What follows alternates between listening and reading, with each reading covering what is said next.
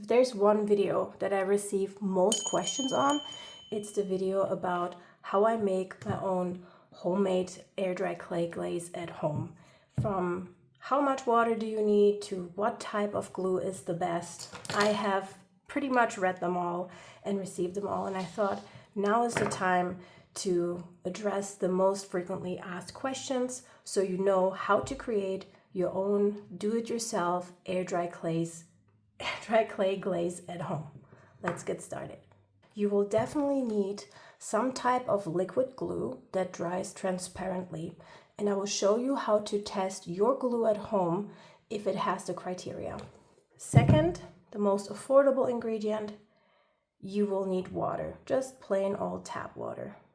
Thirdly, some kind of water measurement, maybe a pipette like this, or you can also just go ahead and use a spoon. Just make sure that you use a smaller sized spoon because you will not need that much water at all.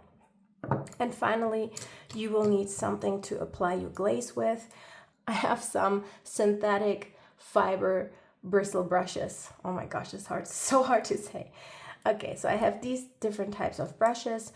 Obviously, you can use whatever brushes you have. Just make sure they will serve your purpose, and I will get to that later.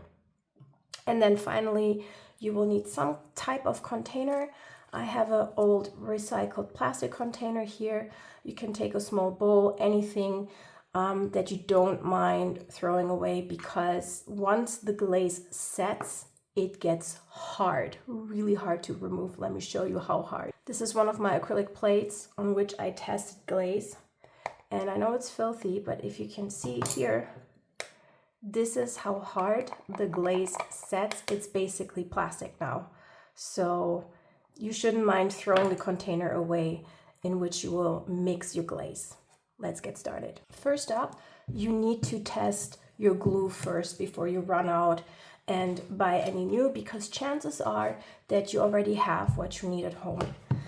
In order to test your glue, you will need something you can test your glaze on. I have a acrylic plate right here.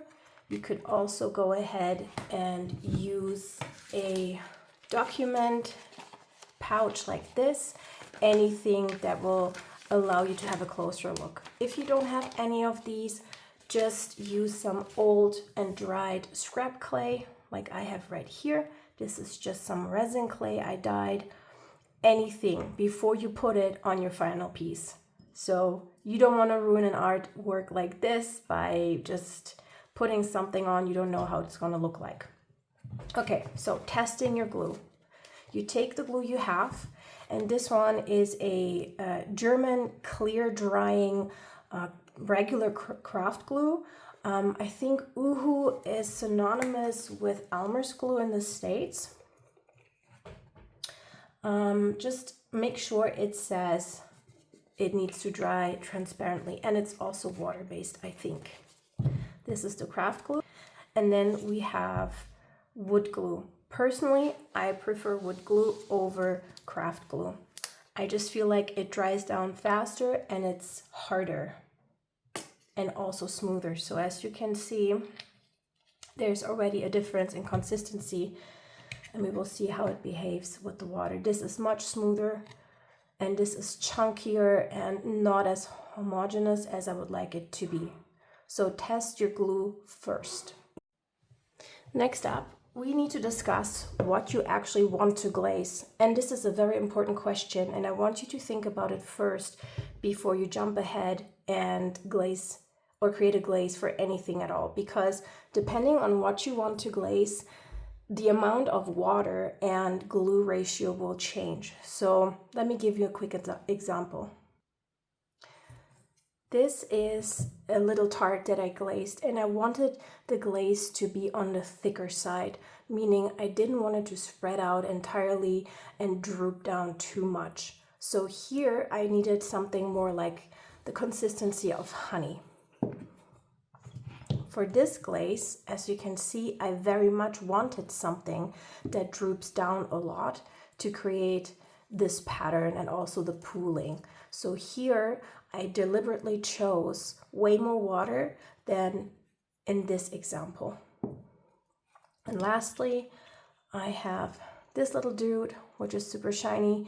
And here also I had something in between. I wanted some drippage, but not too much, so it wouldn't ruin the donut underneath. And I also wanted enough control so I could deliberately guide the pooling and the dripping with my brush. Okay, I hope that makes sense. So first, decide how you want the look to be at the end. Decide how high or low the viscosity, meaning how runny your glaze needs to be before you actually start making the glaze. And first up, we will start making the thicker glaze. Okay, I decided actually to test out both types of glues. Craft glue, yeah, please make sure you have something similar to this in your country. We will see how well this performs. I have no experience with this, so it's gonna be a fun experiment. And here is my trusted wood glue that also is free of solvents, dries super fast, and yeah, dries down transparently. So let's start with the trusty old wood glue.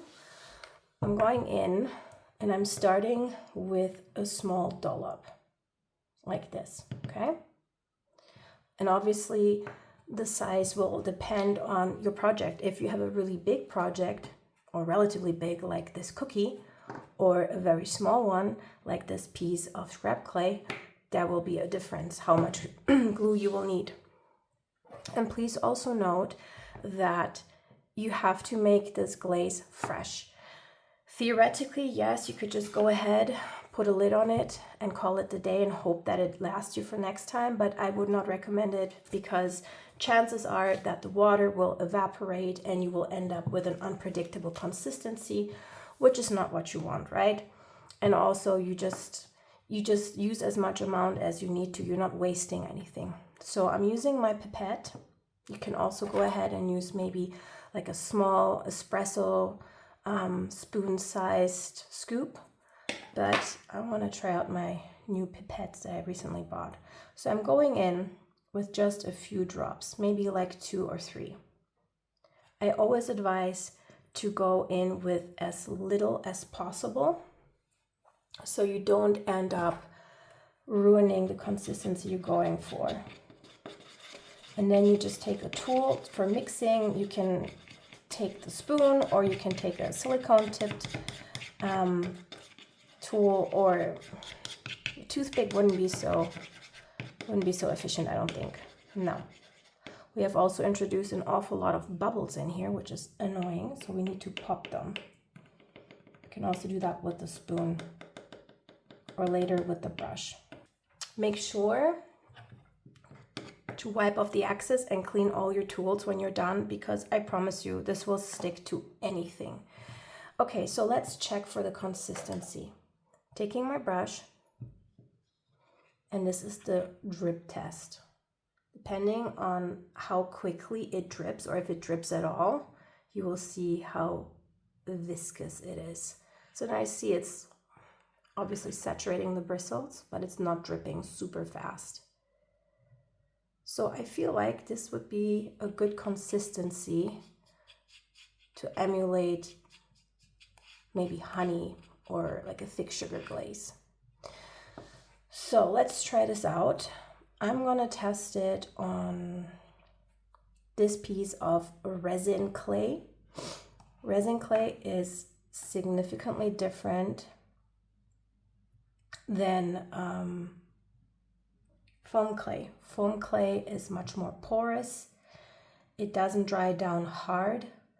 It doesn't have this smooth surface. It is more of a styrofoam surface, but resin clay, I would say, resembled somewhat dried porcelain, and this is really streaky. I'm not happy with this at all. What do we do now? Let's just take a bigger brush and smooth it out.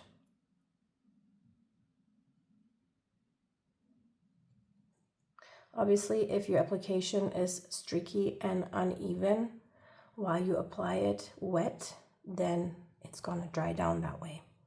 So maybe it's best to go in thin layers, okay? So this is what a thin coat looks like for now on our resin clay piece. High viscosity, or maybe medium to high viscosity. And now let's try to make a drip to show, maybe on this ice cream. By the way, when you make this thicker glaze, you can also go ahead and add some fun colors. Should we do that? Should we try some cherry sauce? Let's do that. I actually decided to go in with purple because I'm hoping it will be more visible if we take purple. So I'm actually gonna take my trusty mixing palette and add a little bit of purple on it. You can also take a piece of paper, piece of scrap plastic. You don't need to have a fancy dish. And then I'm just dipping in my brush like so. And let's mix up some grape syrup, grape glaze. I'm not a baker, I'm not sure what it's called. Ganache, or is ganache just for chocolates? I don't know. All right. Oh, I love the color. Nice, deep, and purple. And let's see how drippy it is. Again, we will test it with the brush, just holding it down, let gravity do its work. And by the way, the longer you have your container open, the thicker your glaze is gonna get. And as you can see, it's not running down that fast. I think it's good. I think it's drippy enough to manipulate it, but thick enough to let it hold its shape for a little bit. So I'm gonna go ahead and just place it on top of my ice cream. Let's make a little ice cream pool. So I'm putting as much as I can in the center of the scoop or the bowl, and then I'm just hovering above the blob to just gently drag it down. And you can also use gravity, just tilt it here and there where you want the droop to go, and then you just gently nudge it and guide it with your brush.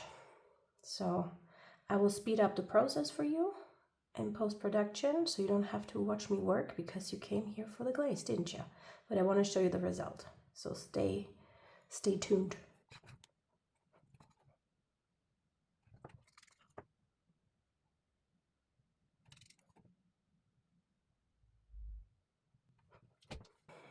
So here we are with my finished ice cream, and as you can see, it does have a slight domed effect. Is this the thickest we can go? Absolutely not. I would say this is like a medium viscosity, but you can see it, take shape. So what we have done, we had a blob of glue, we added 2 or 3 drops of water, and we ended up with a medium viscosity. Maybe next time we could take less, or if your glue already has somewhat of runniness to it, again, remember I said please test your glue beforehand, then you might just skip this whole step and just straight out glaze it with the glue. Or if you need some kind of syrup or some kind of decoration with color, then you just straight up add your color into the glue. Hope that helps. Now let's try the same with the craft glue. By the way, I give it a shake. It's half empty, so that should also help distribute the liquid contents with the harder ones.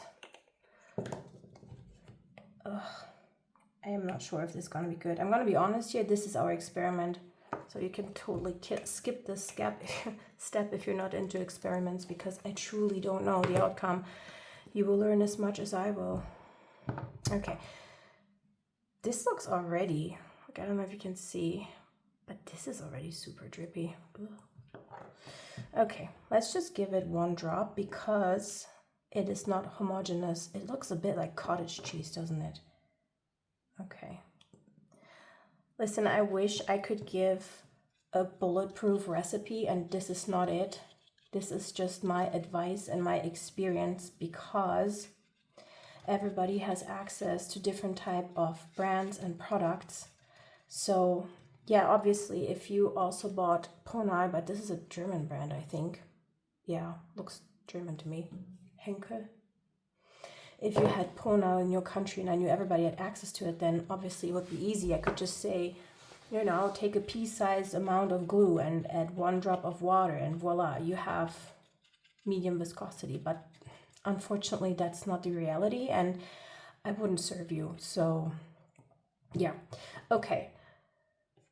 I feel like it's quite runny and bloop, yes, we can see it is drippy. It is dripping. It just dripped on my mat. How much more evidence do you need? I think that's about it. Okay, so this is perfect for my little cookie. Let's try it. I'm taking this cookie flat brush and we will see how it settles in the texture, because this is supposed to be, I don't know, like some kind of sable cookie, vanilla cookie with texture. So it has holes in them and it has grooves. And obviously it will settle in there. So we need to apply a bit more pressure to move the surplus glaze around and make sure that the grooves are also covered, but avoid pooling, if that makes sense. And I feel like this works really well. This type of brush, flat brush, smaller size flat brush on a textured surface works really well. Okay, it looks already a bit shinier. And if you want to, you can also go ahead and do the sides. I'm going to skip it for this purpose. Let's have a look. How is our resin clay looking? It has more like a satin finish, I feel, compared to this one. It's the same type of resin clay. It's the same amount of pigment. Everything is the same. This one just has the wood glue with water, middle to high viscosity, and this one has nothing. So it has a satin sheen. We can actually glaze it one more time, but I would leave it like this for now. Let's make a high viscosity one with this guy and see how it performs. Okay, so again, I'm going in with just a drop. I don't know what size this would be, maybe a blueberry sized amount, bigger pea sized amount. If you want to be super technical with it, maybe you need it for your business, for a special project, then I would recommend that you weigh how much glue you use and then you jot down what results you get with how many drops of water. That would be a really good formula for you to just observe how you do it, measure it out. I unfortunately don't have a scale that is fine enough to grab small weight, but let me see. Let's just use 1 drop. That was just 1 drop. And let's give it a stir. And because I know this is going to be really thick, I'm going to grab my silicone tool. Wait, we want to do high viscosity. So let's do more than 1 drop. We had 3 prior, so we take, let's do 4. And I just noticed there's an extra drop here. Okay, no silicone tool. Let's take the flat brush. Also make sure to store your brushes in between glazes in a glass of water because you don't want to ruin your brushes. Okay. I also noticed when using a flat brush like this, you see how we have those bubbles? When you apply it regardless onto your clay, the pressure coming from the brush and the clay, you know, when you wedge it, the glaze between brush and clay, it kind of helps popping those bubbles, so you don't need to freak out as much. I think those bubbles are inevitable, unfortunately. Okay, is this drippy enough? No. We want it to be really drippy and see how much shine we get from it.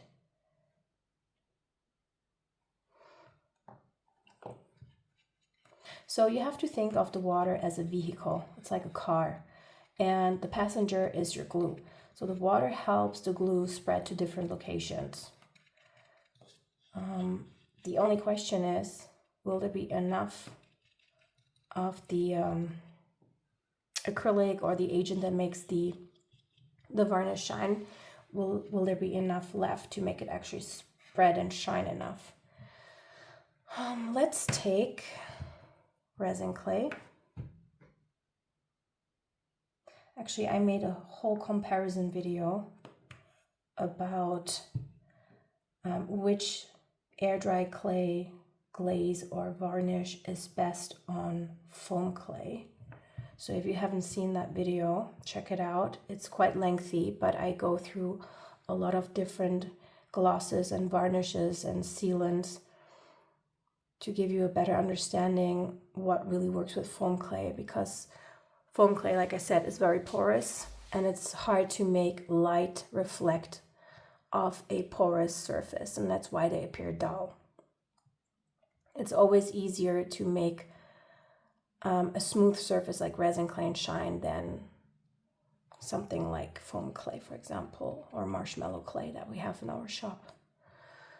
Okay, well, that doesn't look too bad. Putting on a second coat, trying to be as even as I can.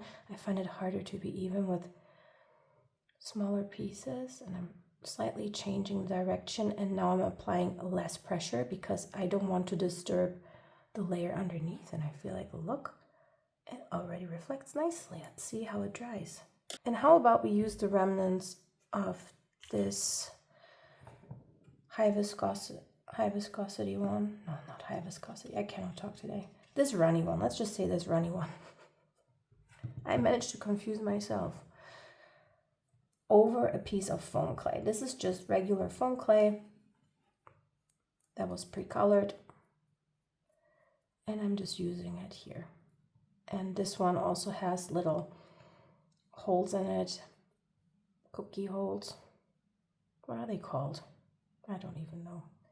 And I'm using the edge of my brush to kind of distribute and move around the gloss in and around the holes.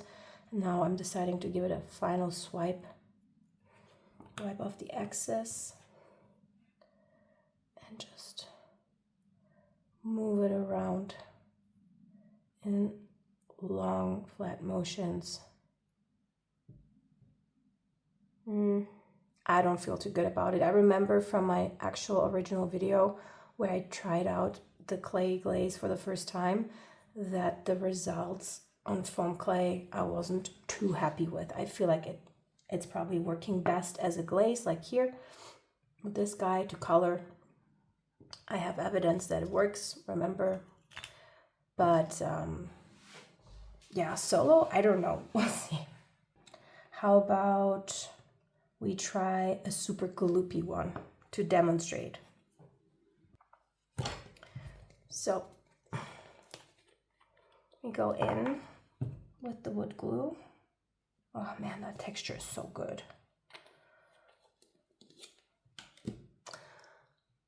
And this time I will definitely take that silicone tip. Okay, like this, yeah?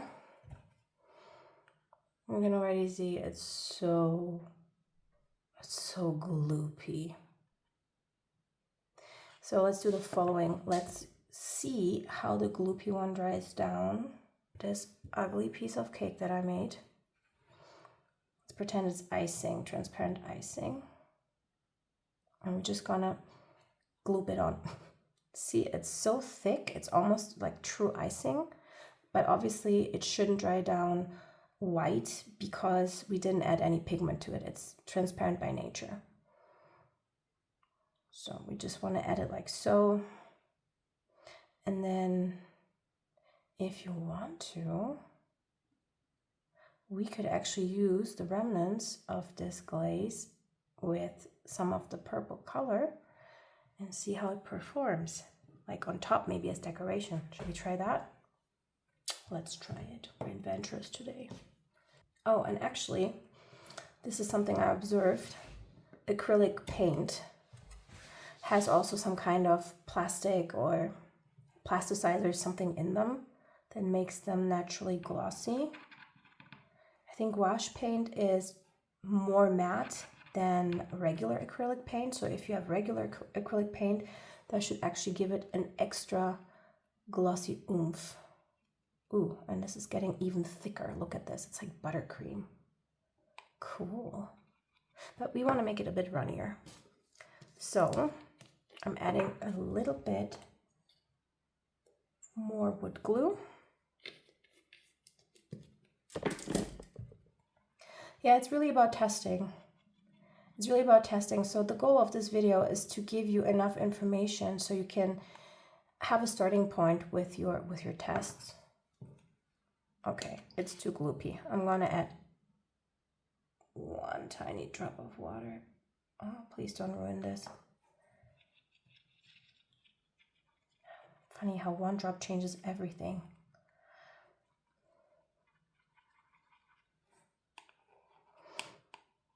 It's not running. See? It's holding its shape. So let's go in and just give it a dot. Oh man. No, it's too big. I'm gonna use the needle side like this. Let's just give it a little dot. See how it behaves.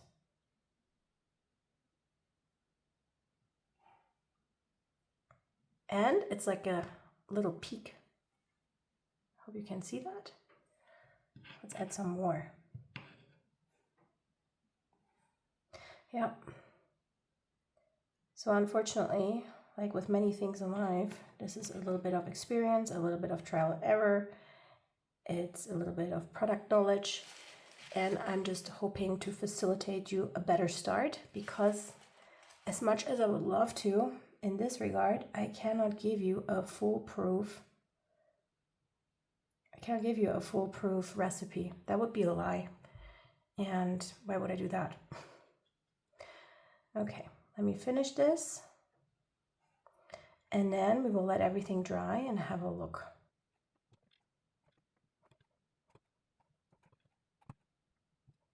So what's the conclusion here?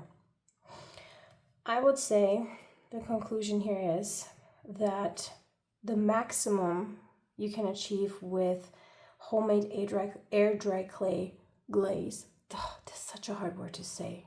Homemade air dry clay glaze is that you can receive, on the first coat at least, a somewhat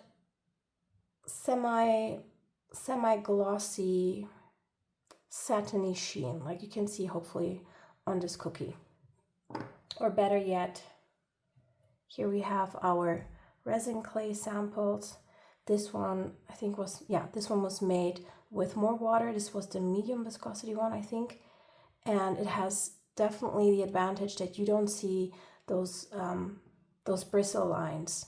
It has no streaks, whereas this one had a thicker consistency coating, and you can see a little bit, some slight stripes. So I would prefer actually diluting it with more water. And obviously, if you put on more coats, it should get somewhat shinier, but I don't think this will ever get as shiny as, for example, this guy who had a final coat of true varnish. Again, please refer to my original video in which I compared all the varnishes. This one was varnished and glazed with deco super gloss, and yes, it is super glossy, and you can tell. However, if you want to make like a colored glaze, you can already see that this little guy is definitely going to dry down shinier than his buddies, simply because the acrylic paint adds a little bit more sheen to it. So that's really, really helpful. And I feel also that you cannot do this with regular glaze. If you just add color to regular glaze, because like the super gloss, it's runny, it will thicken up somewhat, but it will never be as thick and buttercream like as any type of wood glue acrylic paint mixture. Okay, so you can use both, like I have done with the donut. This is this is how glossy actually wood glue, water, and acrylic paint, not the gouache paint, regular acrylic paints can get. And if you need a comparison on different paints and how they do with air dry clay, please let me know. I'm just trying to scratch the surface here without being too long. Okay, now let's have a final look at our cake. Remember, this was pure glue with acrylic paint, and it looks quite shiny. It's not super dry yet, but I'm very positive. I like how domed it is and how 3D looking it is. Okay, I hope this video was somewhat helpful. If you feel like I haven't covered some topic you're really interested in, please let me know. I'm sorry this is not a foolproof recipe. It's just a starting point for you and hopefully to educate you a little bit on the different types of glues there are. I will put the description of the glues that I used in the box below and also what were they made of, so you have some kind of starting point when you're going through your drawers and trying to find the right glue for this fun little project for yourself. All right, see you in the next one.